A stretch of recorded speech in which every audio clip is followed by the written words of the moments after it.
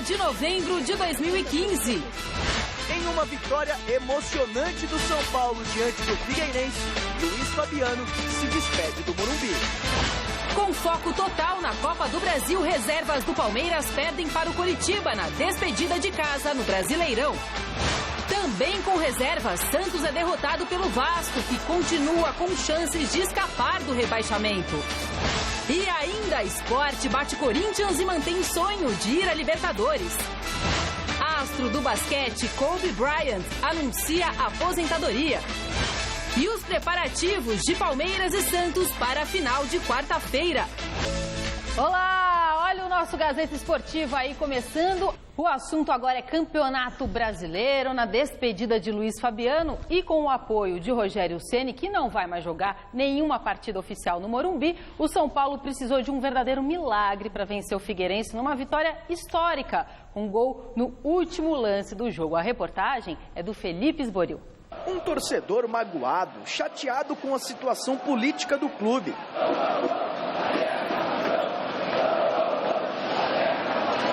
Tristeza também pela despedida de dois grandes ídolos do São Paulo. O primeiro, o goleiro Rogério Ceni, que aos 42 anos vai se aposentar. Na chegada dele ao estádio, o abatimento era evidente. Eu sei que o seu sentimento era de estar dentro do campo hoje, mas como é que você se sente, a sua força para o grupo nesse momento? É o que resta para se fazer. A outra despedida foi de um dos maiores artilheiros da história do São Paulo. Luiz Fabiano atuou em 352 jogos com a camisa do São Paulo, 330 deles como titular. Foram 212 gols marcados, sendo assim o terceiro maior artilheiro da história deste clube. Você vai sentir falta desse carinho da torcida do São Paulo? Com certeza. Isso é o que fez eu ficar por muito tempo. Isso foi fundamental para a minha continuidade. Com certeza eu vou sentir falta desse carinho todo. Na camisa, a homenagem ao maior ídolo do São Paulo. Todos com a camisa do mito. No campo, a emoção de Luiz Fabiano, que ouviu homenagens e insultos da torcida.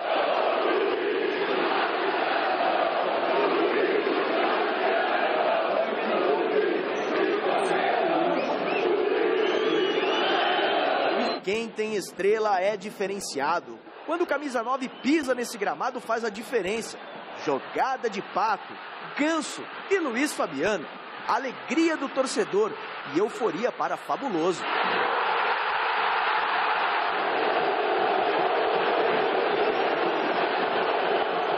Nada melhor que uma despedida com um gol, né, Luiz? Graças a Deus, né? E com a vitória, né? Sem vitória não tem alegria. Não demorou muito para a defesa do São Paulo vacilar e deixar Cleiton livre para empatar o jogo. No segundo tempo, Luiz Fabiano se apagou, tanto que o Figueirense aproveitou de novo a bobeira da zaga tricolor e virou a partida na finalização de Carlos Alberto. Já nos acréscimos, ainda deu tempo de Allan Kardec empatar a partida para a alegria dos torcedores do Morumbi. O que não podia era Luiz Fabiano, em seu último chute ao gol do Morumbi, fazer isso. Só que Thiago Mendes resolveu ajudar o amigo com essa bomba de fora da área e deu a vitória ao tricolor. 3-2 no Morumbi. Lógico que nós não jogamos bem, não fizemos um grande jogo, mas às vezes você não precisa jogar bem. O empenho de cada jogador, a dedicação e buscar o resultado como nós buscamos, acho que os jogadores estão de parabéns. Foi muito legal essa vitória aí, nos dá uma semana para trabalhar mais tranquilo. Foi uma vitória impressionante, poxa vida, perdendo o jogo por 2-1. Aí um gol aos 46... Esses jogadores têm muita garra, muita fibra, é isso que você vai falar? Não, mais que foi... O que eu acho que... 3 minutos de garra no ano inteiro. Não, mas não foi só os 3 minutos de garra. O jogo, eu acho que nos últimos 5 minutos foi melhor... Os últimos 5 minutos foram melhores que o jogo inteiro. Porque o São Paulo fez 2 gols, o Figueirense perdeu um gol, o Figueirense perdeu um outro gol também no cara do gol. Em vez de mais 2, poderiam ter saído mais 4. Quer dizer, então, o que foi criado em 5 minutos... Foi um jogo muito ruim que teve 5 minutos espetaculares, exatamente isso. Foi uma coisa... Agora, Ninguém pode se iludir com esse time de São Paulo, não, hein? São Paulo, se tiver consciência, sabe que os jogadores não estão nem aí, que é um grupo que não está nem aí. E não adianta ficar cobrando de menino de 19 anos, não. Tipo o Lucão. O que fizeram com o Lucão foi uma covardia, foi uma sacanagem da torcida. Não sei por que fizeram aquilo, se foi pau mandado, se ele não assinou alguma lista de torcida. De vaiar, uma grande sacanagem. E eu falei, já falando no mês, falo de novo. Se eu fosse o gestor da carreira do menino, eu começava a tirar o time, vou embora. Porque ele está em seleções de base desde os 15 anos. Vai para a seleção olímpica, ele tem mercado lá fora. Aliás, é um dos poucos jogadores do São Paulo que tem mercado lá fora. Ele e o Rodrigo Caio. O resto não tem mais ninguém. Vai vender quem? Esse que eles bajulam tanto o Ganso. Vai vender para onde? Para lugar nenhum. Não vende para lugar nenhum. Só se o Santos quiser que está querendo isso aí. O tal do Michel Bastos lá que não quer nada, que engana e que é cheio de narizinho empinado. E que aí os caras ficam puxando o saco. Vai vender para onde? O Wesley, aquele mortão. Vai vender para ninguém. Esse menino, os caras ficam pegando no pé. Se eu sou o gestor de carreira do menino, vai embora, cara. Claro. Mas a torcida não quer, manda a torcida passear. Vai te catar. Mandaram o Maicon embora, por exemplo, não foi? Foi um baita campeonato pelo Grêmio. Você vê como ele está preocupado com isso, né? Vai embora, mas o moleque, ele pode jogar na Europa, vai para qualquer time da Europa. Pega a carreira, vê lá quanto é o valor de multa, paga e vai embora. Tem mercado super aberto por lá. E aí, não adianta, com o Osório, a defesa do São Paulo, com o Rodrigo Caio e com o Lucão, ficou 20 jogos sem tomar um gol de cabeça. Ou seja, saber jogar bola, ele sabe. Não serve para essa torcidinha aí, vai embora. E quando eu estou falando torcidinha, eu estou falando dos palhaços que estavam lá. Claro. Porque boa parte da torcida de São Paulo, depois que a gente falou entre meses, mandou um recado por rede social concordando com a gente. Os palhaços que estavam lá, não sei por qual interesse. E, aliás, muita gente estava lá, teve até lá no estádio teve muita confusão. O nego empurrando o outro lá, não concordando com a situação. Os palhaços que fizeram isso sabem com quem eu estou falando. E o hexacampeão foi a Recife e se deu mal. Com uma equipe cheia de reservas, o Corinthians perdeu do Sport por 2-0 e viu acabar uma invencibilidade de 10 partidas. Veja o gol. Na Arena Pernambuco, o Sport saiu na frente do Corinthians depois do cruzamento de René. Matheus Ferraz, em posição legal, aproveitou a saída da defesa corintiana e abriu o placar, 1-0. E nos minutos finais de jogo, novamente, René descolou um excelente passe. Marlone recebeu em posição duvidosa e tocou para André definir o placar, 2-0 Sport. O Sport mereceu vencer. Ele foi melhor no primeiro tempo, o segundo tempo foi equilibrado e quando nós poderíamos ter empatado o jogo, apareceu Danilo. O placar, o segundo gol para mim foi impedido, eu estou, independente das pessoas avaliarem, eu estou num ângulo de visão que me proporciona essa avaliação. E vou acreditar nos meus olhos. Se tiver, depois eu refaço essa conta, mas vou acreditar nos meus olhos. E para mim estava impedido, mas independentemente disso, teve um nível de concentração da boa equipe de esporte, com qualidade técnica individual, com transições, com 2 linhas de 4 bem montadas, ela vem com o Falcão agora retomando e ela vinha antes com o Batista, né? Talvez o placar mais reduzido fosse o jogo mas o desempenho, mas o merecido foi a vitória do Sport. Realmente o segundo gol do Sport, não sei, foi irregular. Foi. Mas quando o Marlone chegou, ele estava em impedimento. Mas até aí também o Corinthians não fez por merecer melhor sorte. Não jogou bem, não. Né? Não jogou bem. E aí eu vou te falar, o Corinthians tá num lucro, né? Ei, tem um crédito enorme aí. E quer um ponto para bater o recorde do Cruzeiro de pontos na história dos campeonatos por pontos corridos. Deve conquistar esse ponto contra o Avaí. Mas não dá para imaginar o Corinthians perdendo o jogo. Tudo bem. Aproveitar a fase, né? E outra, jogar contra o Sport Recife, independentemente de qualquer coisa, não é fácil. O Sport fez um ano lindo, muito bacana, saiu do Eduardo Batista, não aconteceu nada, continuou no alto nível e o pessoal estava com aquele pênalti lá que inventaram, que o cara caiu em cima do braço aqui no jogo daqui de São Paulo, estava atravessado, estava aqui, ó. Ou seja, está tudo igual. O Palmeiras se despediu do Allianz Parque no Campeonato Brasileiro com derrota.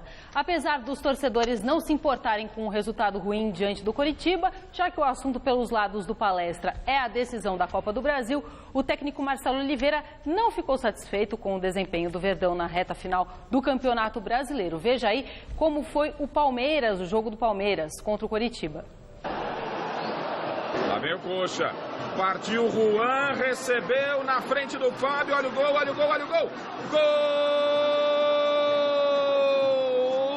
do do Coritiba. Juan,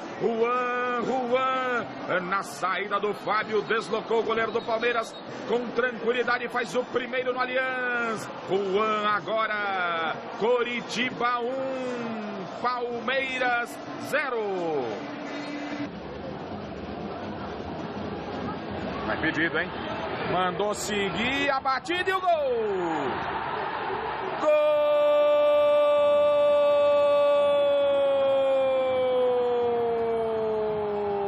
do Coritiba! Henrique amplia o coxa aqui no Allianz. A posição na tabela é menos do que se esperava, sim. Por mais que a gente possa pensar que em julho, quando chegamos aqui, estava em 15º, 14º, eu não me lembro bem, numa fase difícil, e depois deu uma... Então nós fizemos menos do que a gente esperava, sim. E fizemos menos porque perdemos muito ponto para equipes que estão lá embaixo da tabela. Inclusive duas derrotas para o Coritiba, que está brigando para não cair. Eu joguei com o Coritiba durante quase 2 anos, tocando muito. O Coritiba se destacou no Brasil, por isso um time que tocava muito, que saía de trás com velocidade e chegava lá na frente para fazer os gols.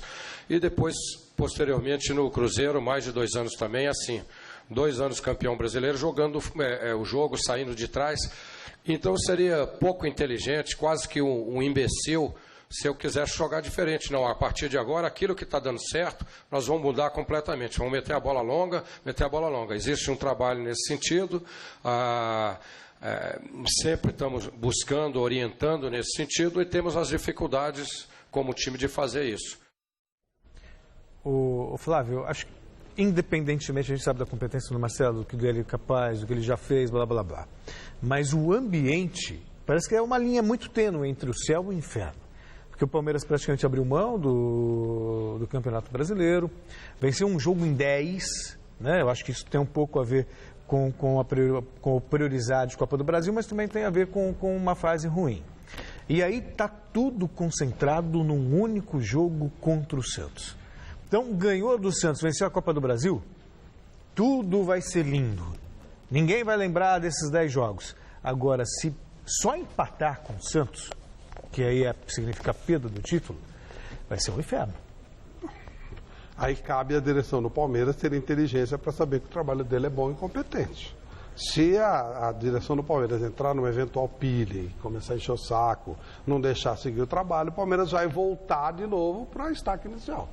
Eu não vou considerar o nível de competência nem do Oswaldo Oliveira, nem do Dorival Júnior, nem do Marcelo Oliveira, pelo jogo de quarta-feira.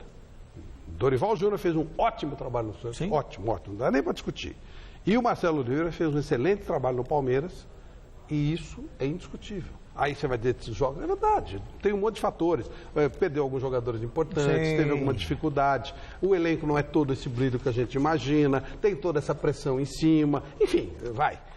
Aí alguém diz assim, aí partindo um pouco para o Santos, daqui a pouco a gente vai falar mais. O Santos abriu mão do campeonato. Abriu mão, caramba. Será que não foi? Será não? Seguramente. Nós estamos falando de gente que hoje se trabalha com alta tecnologia. Claro. Hoje você trabalha com ciência lá na ponta. O Palmeiras tinha condição de levar lá em cima os 2 campeonatos? Tinha jogador com nível para levar lá em cima? Duvido. Por que o Marcelo não ia querer brigar pelo Campeonato Brasileiro? Por que ele, Marcelo Oliveira, não ia querer ter 2 opções? Claro. Estar com o pé em 2 canoas. Não, ele é tonto, ele ia querer só arriscar tudo num jogo só, sabendo como é que as coisas funcionam no futebol brasileiro. É porque ele não dava mesmo. Então, contestar a competência de um cara como o Marcelo Oliveira, e aí os caras falam um negócio que eu gostaria muito... Todo cara que não entende de futebol, vai por mim. Quando você ouvir o cara falar assim, não tem padrão de jogo, o cara não entende nada de futebol. Outra coisa, o cara não entende nada de arbitragem, fala inverteu falta. O que é inverteu falta e o que é padrão de jogo? O cara não entende nada. Pede para ele explicar o que é padrão de jogo. O cara não sabe nada. Tem padrão. O Palmeiras perdeu alguns jogos. Tem padrão de jogo, sim. Padrão de jogo. O que o cara quer dizer é esquema tático, é maneira de jogar. E é muito clara a maneira como o Marcelo quer jogar. Alguma dificuldade. O Palmeiras toca a bola, o time prioriza toque de bola. Desde o tempo do Coritiba é assim. E o jogo de quarta-feira é um jogo extremamente equilibrado. Os 2 times são muito parecidos. Sim. Só um vai ganhar. E o que perder também é muito competente. Mais preocupados com a Copa do Brasil, os reservas do Santos perderam do Vasco por 1-0 e deram adeus às chances de conseguir uma vaguinha no G4. Já a equipe carioca vai decidir na última rodada contra o Coritiba, no Couto Pereira, o futuro da primeira divisão. Veja aí o gol. Em São Januário, o lance do jogo aconteceu aos 43 do primeiro tempo. Nenê recebeu a bola na grande área e o goleiro Vanderlei tentou o carrinho. O jogador do Vasco pulou, mas o árbitro Leandro Voaden anotou o pênalti. Na cobrança, o próprio Nenê fez o gol da vitória que ainda deixa o time carioca com chances de permanecer na Série A. 1-0 Vasco. Pode ter sido discutido, né, Flávio? Porque não, o goleiro do Santos não toca no jogador do Vasco, mas não precisa. Para mim foi o que pesa é a intenção do atleta. Bruto, olha. Né? Lembra do bruto? Ele foi bruto, ele entrou. E o Nenê foi esperto que pulou, senão ia perder a perna.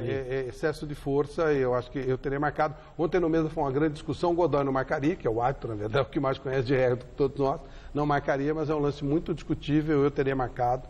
Acho que a entrada foi, no mínimo, imprudente do Vanderlei, eu teria marcado. E com um detalhe importante, eu não escondo ninguém, que eu estou torcendo para o Vasco cair. Eu queria que não tivesse marcado e que tivesse empatado o jogo. Não é o Vasco, é o Eurico Miranda. Eu acho que esse tipo de cara retrógrado, cara que não acrescenta nada no futebol, ele merece ser penalizado. Então o Vasco, só para trazer de volta esse tipo de cara, já deveria ser rebaixado. Mas esquece isso. Estou falando do lance. Esse lance, eu teria dado pênalti também, força excessiva do Vanderlei. E se o Nenê não pulasse, ele poderia ter sofrido uma condição forte. Portanto, para mim, caracterizado o pênalti. E, além disso, o Vasco mereceu ganhar o jogo. E o Vasco, para não cair, tem que vencer o Curitiba na última rodada em Curitiba e torcer para o Corinthians vencer o Avaí, aqui em São Paulo, que teoricamente é fácil, e o Figueirense não vencer o Fluminense em Santa Catarina. O Fluminense, por acaso, está com alguns problemas de jogadores, parece que ele vai jogar com o time reserva. Pois é. Não que o Fluminense seja feito desse tipo de coisa e tal, não sei o quê, mas ele vai jogar com o time. Inclusive, o Fred já não pode jogar, está com um probleminha e tal, não sei o quê. Depois que casa, antes de casar já estava cheio de problema, agora então... Mas se você fosse diretor do Fluminense, depois de tudo que aconteceu no ano, aquela briga e tal, você jogava com o time titular ou com o time reserva?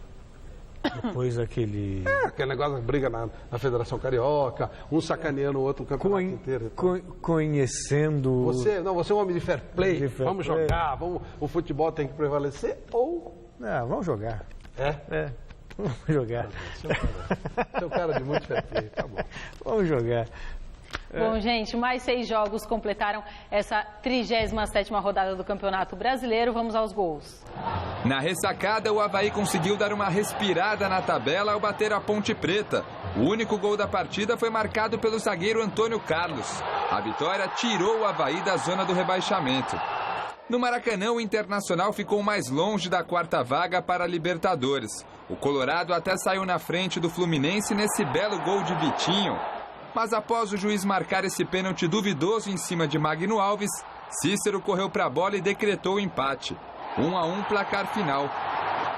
Na Arena do Grêmio, Everton, aos 31 minutos de jogo, anotou o primeiro do Grêmio sobre o Atlético Mineiro. Lucas Prato, cobrando pênalti, empatou a partida. Só que Luan, cobrando falta, deu os 3 pontos ao tricolor gaúcho.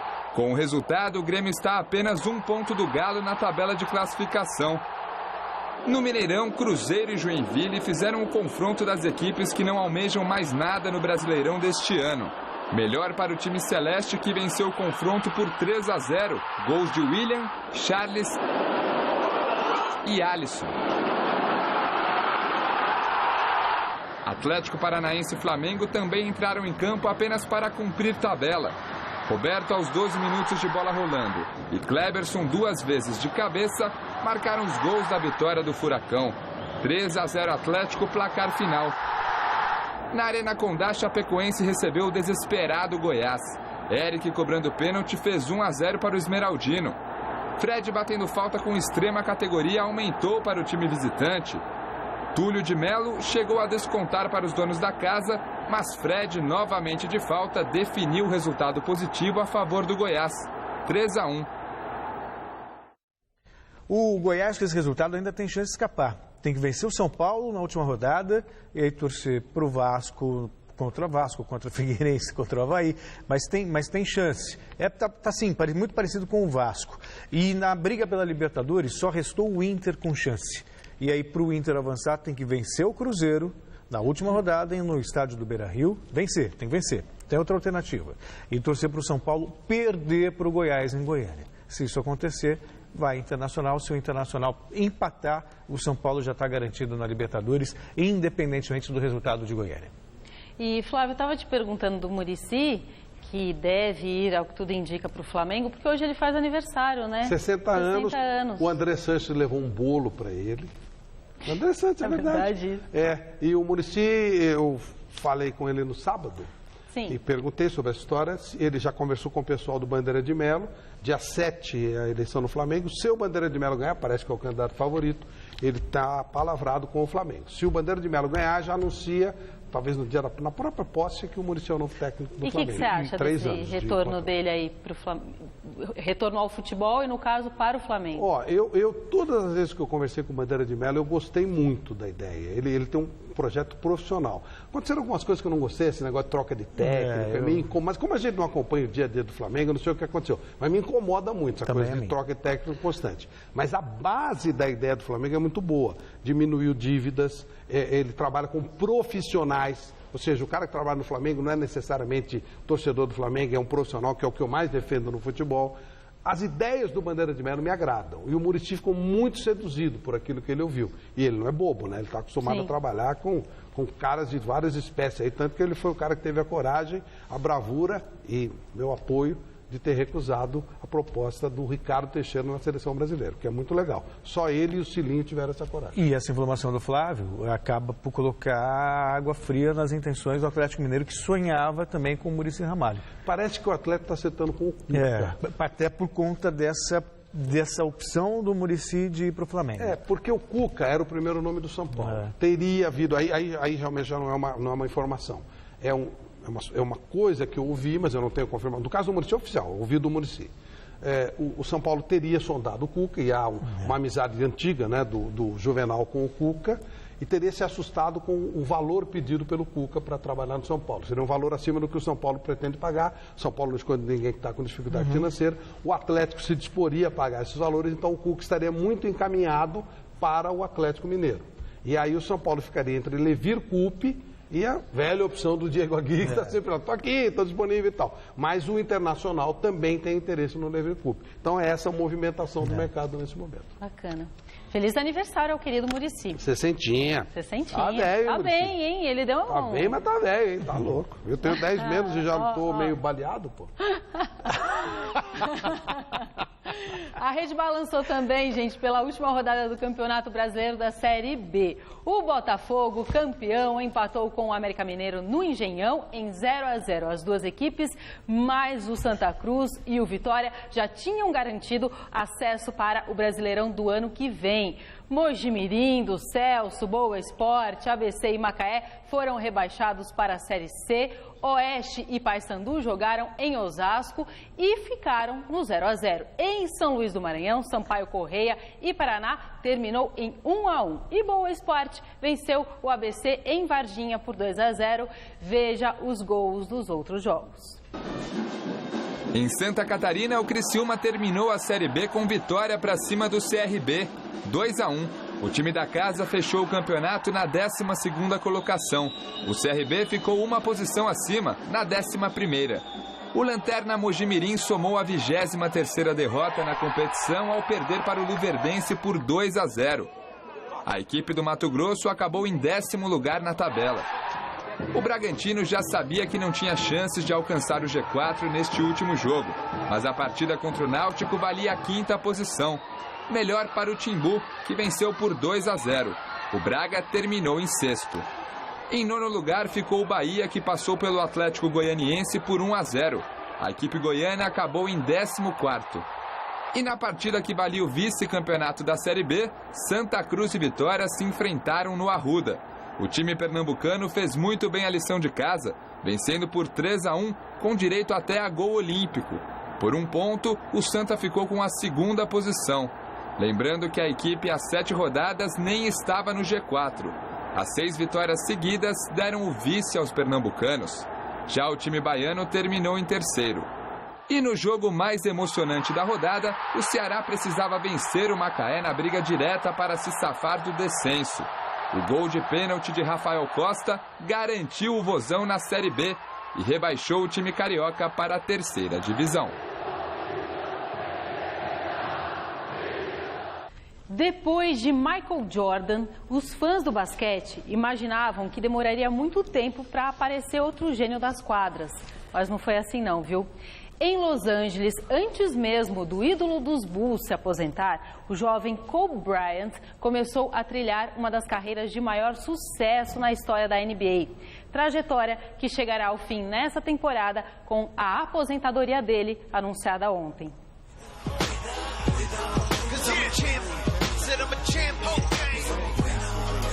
Kobe Bryant, uma das principais estrelas do basquete norte-americano, anunciou ontem que vai se aposentar após o encerramento da atual temporada. O alarmador dos Los Angeles Lakers já venceu 5 vezes a NBA, tem 17 presenças no All-Star Game e uma média superior a 25 pontos por partida, sendo o terceiro maior cestinha da liga.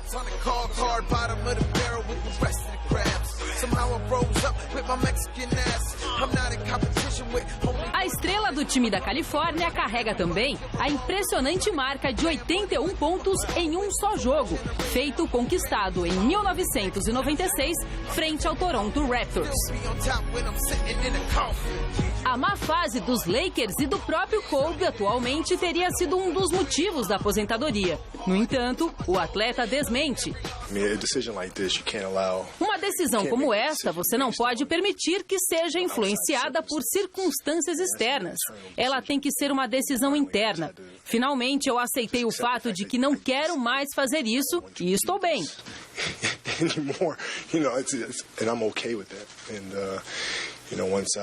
Em seguida, chegou a hora de contar isso para todos e tirar um peso dos meus ombros.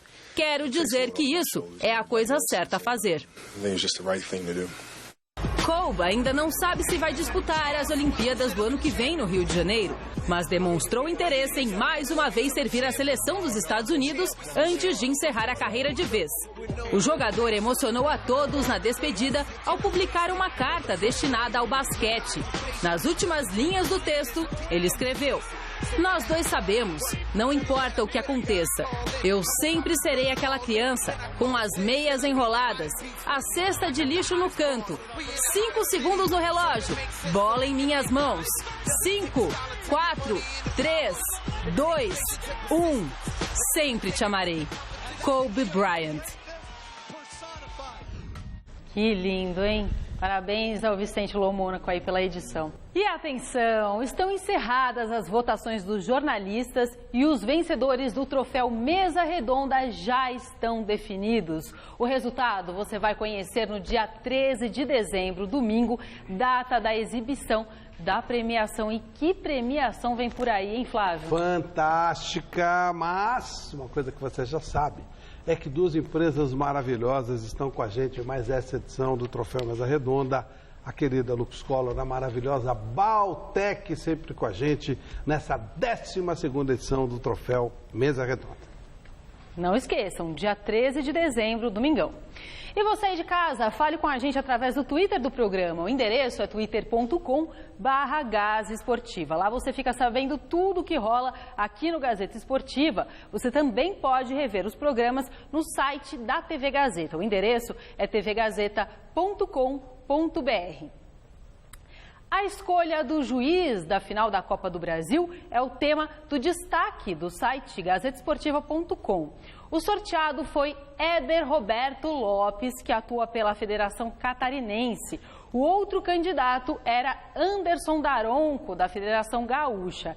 Em 2015, Éder Roberto Lopes apitou 3 jogos do Santos, todos na Vila Belmiro, sendo um empate e 2 vitórias. Ele não foi juiz em nenhuma partida do Verdão em 2015. Mais informações sobre o árbitro escolhido você encontra lá então no gazetesportiva.com.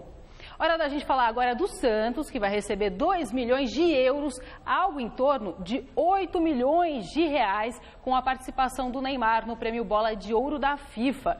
Enquanto esse dinheiro aí não chega, a equipe segue se preparando para enfrentar o Palmeiras no jogo que vai decidir o campeão da Copa do Brasil. E Adriano Dolfi esteve no CT Rei Pelé e traz as notícias dessa segunda-feira lá no Peixe.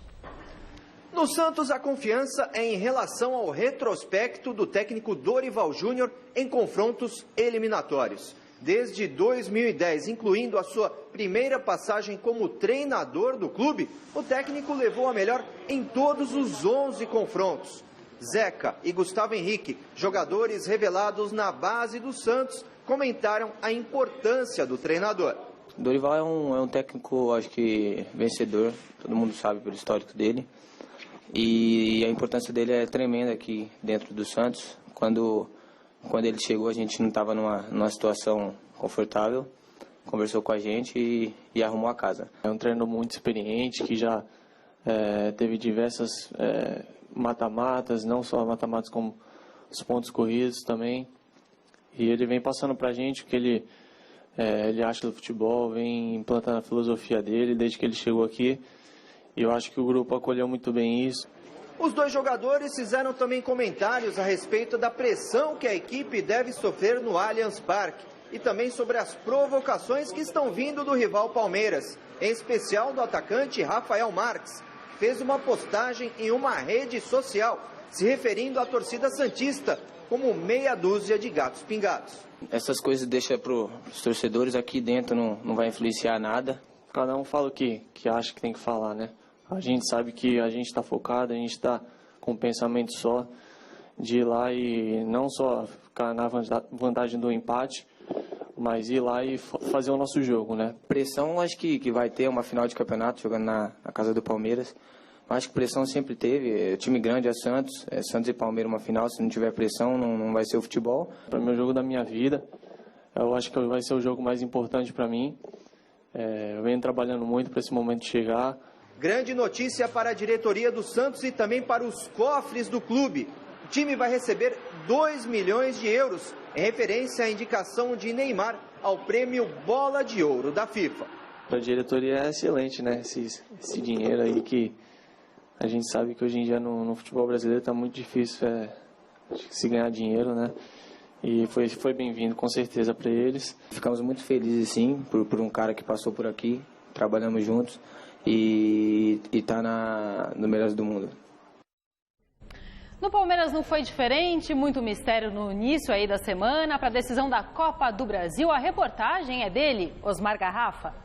Boa tarde, Anitta. O Palmeiras, com a derrota de ontem para o Coritiba, completou 6 jogos sem nenhuma vitória. Hoje à tarde, iniciou os preparativos para a decisão da Copa do Brasil, quarta-feira no Allianz Parque, contra a equipe do Santos. O Palmeiras, mesmo sem vencer, sabe que precisará de um resultado positivo na próxima quarta-feira por 2 ou mais gols de diferença, em função de ter perdido lá na Vila Belmiro a semana passada por 1-0. Se o Palmeiras vencer por um único gol de diferença, a decisão da vaga será para os pênaltis. Lucas Barrios conversou conosco antes da atividade, já que o treinamento desta segunda-feira foi fechado à imprensa. E perguntamos a ele se o fato do Palmeiras fechar o treinamento na antevéspera da decisão, poderemos ter grandes surpresas na partida da próxima quarta-feira? Creo que en el fútbol no hay, ya está todo inventado, no se puede inventar nada más. Solamente que por ahí a veces es bueno tener la privacidad del plantel y de cómo está cada uno y tratar de estar concentrado e não pensando que há muita gente no treinamento, não? O Santos venceu o jogo da ida e esse resultado de 1-0 dá ao Santos, como é sabido, a vantagem do empate, né? Se perde por um gol de diferença, a decisão vai para os pênaltis e para o Santos perder o título precisaria tomar 2 gols de diferença. Esses números, os números, não as equipes, mas esses números tornam o Santos favorito para a partida da próxima quarta-feira? Eu creio em meu equipo, creio em los jugadores que temos para ser campeones. Entonces, todo el mundo lo da de favorito a Santos. ¿Y Palmeiras por qué no? ¿Por qué no Palmeiras? Nosotros estamos preparados para ganarle a cualquier equipo. Solamente depende de nosotros, por eso ya no hablamos ni de Santos ni del arbitraje. Vamos a hablar solamente de que Palmeiras se tiene que preparar para hacer el mejor partido del año. Quanto à equipe para a próxima quarta-feira, Anitta, o técnico Marcelo Oliveira não tem o time oficialmente escalado. O atacante Gabriel Jesus, com uma luxação no ombro esquerdo, é a dúvida. Se for vetado, Rafael Marques aparece como novidade. A ausência certa é do lateral direito Lucas. O jogador recebeu o terceiro cartão amarelo e vai ter que cumprir suspensão automática. Com isso, o garoto João Pedro está confirmado pelo setor. Repito, amanhã à tarde trabalho a pronto e aí sim, escalação oficial do Palmeiras para a decisão da Copa do Brasil. 45 mil ingressos vendidos e esgotados para a decisão contra o Santos no próximo meio de semana. Da Academia de Futebol do Palmeiras, Osmar Garrafa para o Gazeta Esportiva. Valeu, Garrafa. Fim da nossa enquete, então, no gazetesportiva.com. Quem é que vai levar a bola de ouro da FIFA esse ano? Messi, em primeiro lugar, Neymar em segundo, CR7, Cristiano Ronaldo em terceiro. O programa de hoje fica por aqui. Amanhã, 6 horas da tarde, a gente está de volta. E o Celso? Daqui a pouquinho no Jornal da Gazeta. Até já. Estamos de volta na quarta. Tchau. Tchau. Um abraço.